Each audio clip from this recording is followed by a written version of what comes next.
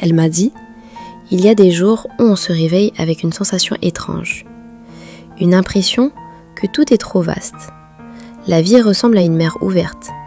Trop d'espace, trop de mouvements, trop d'inconnus. On fait ce qu'on peut, on avance.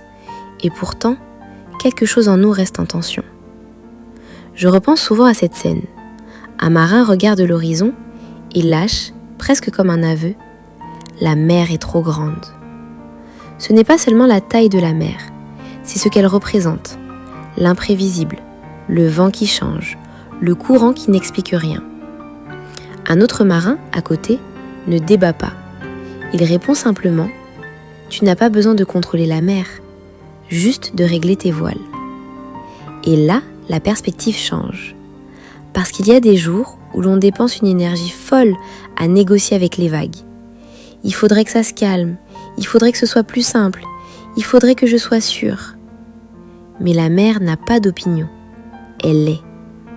Ça rejoint cette phrase de Jon Kabat-Zinn. Vous ne pouvez pas arrêter les vagues, mais vous pouvez apprendre à surfer.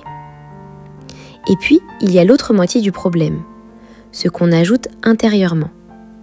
Parce que parfois, la mer n'est pas plus violente que d'habitude, mais on la vit comme une tempête à cause de ce qu'on se raconte.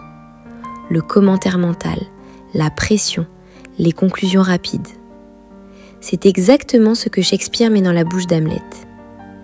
Car rien n'est en soi bon ou mauvais, la pensée le rend tel. Alors on comprend un truc. Il y a la mer, oui, et il y a aussi la façon dont on tire la barre, dont on règle les voiles, dont on interprète le vent.